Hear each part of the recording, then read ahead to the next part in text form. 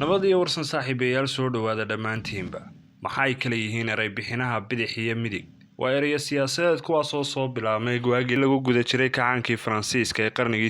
18 kaas oo ahaa bilowgii horumarka Yurub isla markaana horseed u ahaa ilbaxnimada cusub ee dunida kala fadhi u yeeshay baarlamaanka dalku ayaa loo fadhiistay laba saf oo kala ah saf dhanka midig ah waxaana fadhiistay qoliyaha daacadda iyo taageerada oo ah boqortooyadii jirtay markaas halka ay kuwii ka soo horjeedayna ay fadhiisteen dhanka bidix iyagoo markaa kaga duwan qoliyaha midigta fadhiya aragtida awoodaha boqorka taasoo ay ka wareejinta boqortooyadii jamhuuriyadda isu bedeshay markii dambe iyo nidaamka xorta ee maanta jira arsal ahaan weerahaasi halkaas ayay ka soo jeedaan imikase waxa ay ka dhigan yihiin cid kasta oo taageero u ah nidaam bulshada iyo ilaalinta waxa loogu yeedho xisbiyada ku dhisan falsafada kuwaasoo guud ahaan raba inay ilaashadaan dhaqamadii hore islamarkaana kasoo horjeeda wixii isbedelo ballaadhan ah ee lala damacsan yahay taasoo ay kow ka tahay waxa loogu yeedho islaamfobia oo ah nacaybka iyo cabsida laga qabo muslimiinta garabka midig waxa uu aaminsan yahay ama se rumaysan yahay kala sooca bulsho iyo kala sarraysiinta aadanaha marka la joogo dhanka dhaqaalaha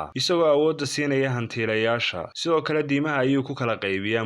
muwaadiniintiisa wuxuuna ku doodaa oo yidhaahdaa waa wax dabiici ah in la kala awood bato dadkuna ay kala sarreeyaan iyagoo aaminsan in ay lagama maarmaan tahay nidaamka ku dhisan dabaqadaha saddexda ah oo kala ah dabaqada sare dabaqada dhexe iyo midda hoose waxa ay ka duulaan aragtida sarreynta dadka hodanka ah iyo hooseynta saboolka iyaga oo saboolnimada u arkaa inay tahay dhiirigeliye sababi kara dadaal ay kaga bixi karaan kuna gaadhi karaan hodantinimo magacyada loogu yeedho midigta waxaa ka mid ah muxaafidiinta ama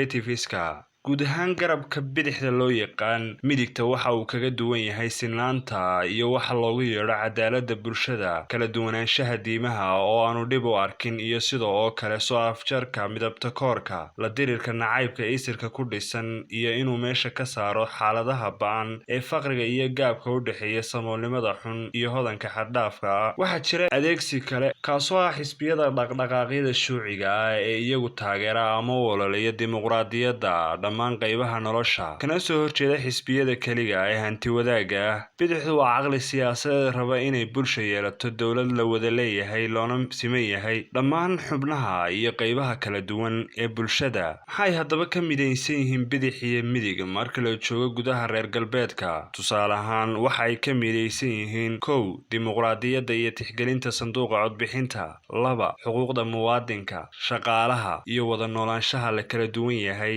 saddex ilaalinta danta guud ee shacabka ugu dambeyntii waxaa jira ereyo badan oo kale sida bidix iyo midig dhexe oo iyaguna sheegta inay u dhexeeyaan labadaas qolo oo aaminsan aragtiyo isku dhaf ah oo ay kala leeyihiin bidix iyo midig sidoo kale waxaa jira midig fog iyo bidix fog kuwaasoo lagu tilmaamo xagjirnimo haddaba su-aasha isweydiinta leh ayaa waxay tahay ma is leedahay waa ay jiraan afkaaro midig iyo bidix ah oo muslimiinta ka dhexeeya asani daawade waa diyaarintii cabdicasiis axmed xaashi iyo tabintii cabdiraxmaan nuux xaaji maxamed